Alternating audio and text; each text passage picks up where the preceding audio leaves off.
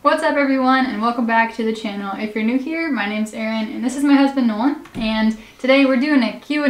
I asked over on my Instagram and then here on YouTube what questions you guys have for officers in the Coast Guard.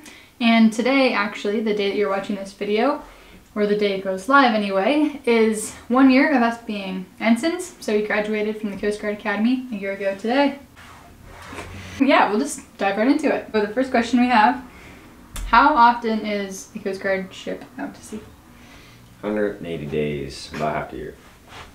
In total. Yeah, so on average, Coast Guard boats are going to be out for half the year combined. So that looks different depending on what platform you're on. So myself on a 270 will go out 2 to 3 months at a time and be back 2 to 3 months. Nolan? It'll be like in 2 months, out 2 months, so yeah, it all depends on the platform. And then smaller boats, so patrol boats, FRCs, 87s, their patrols are shorter, but they'll go out more often. Same with buoy tenders, typically shorter patrols, but go out more often. But like you said, it typically averages half the year. It's a trade-off. You know, some people like being gone longer and then being back longer. Other people like it where, you know, you're in and out all the time. So I'd say for us, we have a good balance. There's some folks that we know that are like in and out so often that they can't really have a routine. And so at least like when we're in port, we get to see each other for a few months if it overlaps. Next question: can sailors use their mobile phone when underway? Yeah, around the Wi-Fi buoys. Okay. There's no such thing as Wi-Fi buoys. Some boats actually have Wi-Fi. That's why I was confused, because I was like, your boat has one? Some boats these days have Wi-Fi, but typically no. You can't use your phone underway. You have to be on airplane mode until you pull into a port call, or sometimes they'll have a hotspot set up during certain occasions, but typically the answer is no. We have laptops underway, and on the computers you can access the internet, and we can now use Facebook Messenger to communicate underway, so that's what we use mostly. That's if you have access to a laptop. There's only a few per boat. Mm-hmm. Relationships with enlisted. So as an officer, I mean, it's just a professional relationship. Obviously, you're their superior per the rank.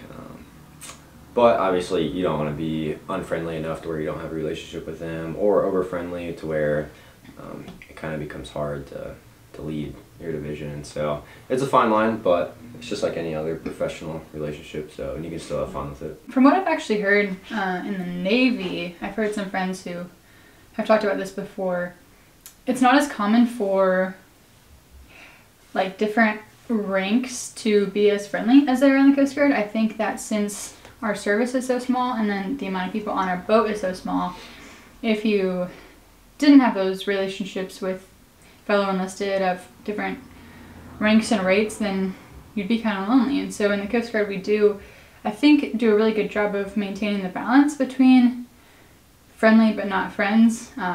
Like Nolan was saying, a healthy balance of maintaining a professional environment. But also I do work with my enlisted on a daily basis. I mean, again, like we've talked about in videos in the past, they're the experts in the field and we're just there to provide them with resources they need and, you know, do the paperwork side of things, all that. And so you have to respect them, and they need to have open communication with you because you're all working together to accomplish the mission. And oftentimes coming in as JOs, junior officers, they know way more than we do. So I'd say in the Coast Guard we work very closely with them. I would say I'm friends, what you consider a friend level with some of them. They're awesome people, but we don't cross that boundary. This one kind of goes along with that. Is it tough to make friends as an officer? It's a professional environment, I'm sure, but friends are crucial for patrols, right? I mean, you're going to make friends with the people that are on board. Obviously, there's going to be other JOs depending on what platform you're on. So as long as you're sociable, you should be fine. I think that, yeah, for us, there's other JOs. So on my boat, there's 8 junior officers, 8 ensigns, or JGs. On some smaller boats, I can see where this question would come into play, meaning like you're the only officer or one of a very few number of officers. And here I would say it might be a little bit harder because there's not as many options. Say you're on an FRC and there's only like a 20-something person crew. You don't have as many people to choose from who might have like things in common with you. So I can see that being a little harder, but if that's the case, then you're going to be pulling in more often, so you can have an opportunity to make friends with people on land. So I'd say you have to be intentional, just like any friendship, but it's not impossible. What % of your time is spent on collateral duties? Yeah, it depends. Just depends what collaterals you have. What time of year is it? What's going on? And you can have temporary collateral duties like plan a change command or retirement and stuff. So on occasion it can be like 80-90% of what you're doing every day. Not to say that you don't have to get everything else done. You still do. On other days, you know, you might not have to do anything with your collaterals. So kind of all depends on the season.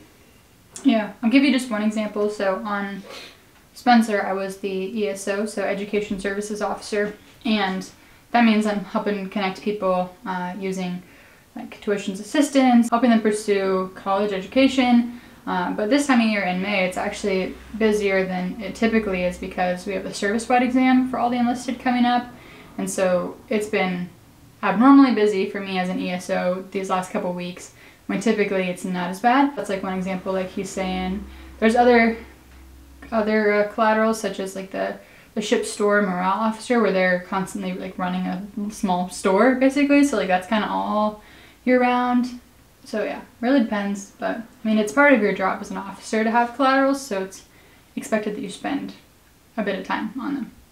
Do y'all work with the Coast Guard Auxiliary? So I'll go first on this one. The only experience so far that I've had with auxiliary in the fleet was actually on our Africa patrol. We had two auxiliarists during different parts of the patrol as translators. So they were some really awesome guys who were part of the Coast Guard Auxiliary who specialized in Chinese, Mandarin, those languages. And so they met us in Africa, hopped on board for a couple weeks, and did part of our patrol with us. So that's where I've seen the auxiliary so far in my career. They're mostly doing boating safety stuff. You'll see them out with probably their own boats, big Coast Guard stickers on the side, doing safety, checking your life jackets. But I haven't worked with any. Advice for a new student engineer. Brief advice. If you had to give one piece of advice. Just don't be a know-it-all. That's like the worst thing you can do, is show up and then you think you know every system, think you know how to work everything. So just ask questions, be humble, be open-minded. If you do that, I mean, you'll learn, you'll catch up, and then soon enough, everybody that taught you will transfer out, and then you'll be the expert. So it'll be on you to teach everybody. So. And then that's good advice for both engineers and deck watch officers, but I'd say specific for deck watch, I would say just put in the time. It kind of goes along with what Nolan's saying. Like, don't be an expert, and also just realize that, like, in order to kind of earn your spot and to learn everything well, you have to put in the time. So like for deck, especially like being up on the bridge for every evolution and spending time asking the people who do know what they're doing questions and that sort of thing. So just put in the time, work hard, and know that like you'll get to where you want to be eventually. What was your transition like from the academy to survey? Was it what you expected or different than you expected? No, it was what I expected. I mean, the most hectic time is going to be like the actual in-between of like moving into your new place from the academy, and then just like reporting the work for the first few times, figuring out where work is at, stuff like that. But as far as the job, I mean, I know on the deck watch side, like that's pretty much what you do with the academy is you do whatever nav stuff, play with maps, charts. But on the engineer side, you don't really get exposed to any of that at the academy for whatever reason, and so yeah, I mean, you're gonna show up and you're just gonna learn it all, and so it's gonna be like drinking out of a fire hose, but at the end of the day you'll get through it and learn. So expect it to be busy, expect to be on board a lot your first few months, but as long as you're willing to put in the time, then it should be good. I think the two big things for me was, one, everything comes at you, like he's saying, really fast, and so it's just like my mind was really exhausted the first couple weeks, and I just felt overwhelmed and like I was never going to catch up, but you will. That's just how it is. And then two, I think one thing for me is at the academy, like I'd got to know my friends, I had my group of people, and then when you go to a new unit, you're brand new, you don't know everyone super well. Even if you're coming with your classmates, you may or might not be super close with them. So just like moving anywhere, you have to get to know people. And for the first few weeks, I was so like caught up in like everything I had to do that I didn't take as much time to like get to know the crew, which honestly was so hard because then we got underway and I still didn't know the crew, and then I was like, that was hard because I just feel like I didn't know anyone, and so it was kind of lonely, and it was like a culture shock just going from like my very sheltered church group, like that group, to like, you know, a bunch of salty sailors. So that to me was a bit of a shock. So I guess a piece of advice too is just prioritize getting to know people, because that's how you're gonna tackle the other things too. How does dating and having a relationship work, especially having a Christian relationship? Go for it. I would say now that we're the only thing we've ever experienced is both of us being in the Coast Guard. And I can't really imagine it any other way, because he comes home and can talk about work and I know exactly what he's talking about, and vice versa. So in that sense, I think it's great. I love being able to know his life and be involved in it, even if we work at different places. Of course, it makes it difficult with constantly changing, demanding schedules, and they don't always overlap perfectly, but I mean, that's life anywhere. So I think, honestly, the pros of being in a military relationship have outweighed the cons, for me at least.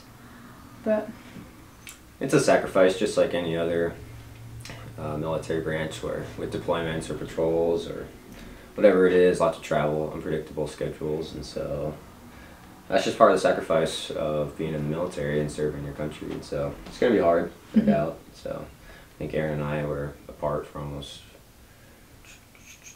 6 months at one point, but we only had like a month or so together from when we got married to when we really got to be together again. It was like, what, 8 or 9 months or something. So but that's the sacrifice of it, and so that's why you should always support your military members. But I wouldn't discourage anybody from pursuing that if that's what's in front of you. So I would highly recommend it. But no, it's going to be hard. Yeah, it's definitely hard. I don't want to downplay that, but I think it's worth it. How do you like it? How do you like being an officer in the Coast Guard? It's good. Just like any other job, I guess. You know, you don't know much at the beginning, and then you learn, and then you do your job. So I guess that's all I know. So I don't really have too much perspective on what another job would look like towards that. But I mean, there's ups and downs, times where I enjoy it, and then other times where it can be burdensome. But overall, I guess it's good. Yeah. I think I've learned this last year that work is work, surprisingly. Like, it's just, like you said, like any other job, it's not always super fun, but there are fun parts. I would say I've experienced some really high highs and some really low lows being in the Coast Guard, and not as much in between. Like, either things are really awesome and I love it, or it's hard and I want to get out. Like, that's kind of like how my experience has been.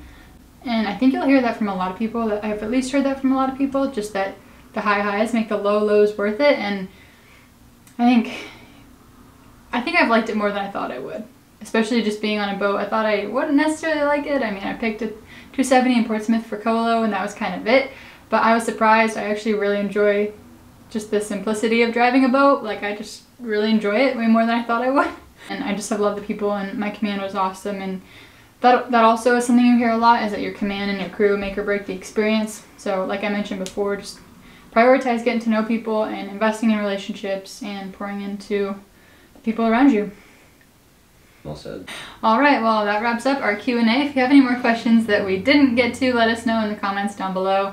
And while you're down there, give this video a huge thumbs up. With that, keep looking up, and we'll see you next time.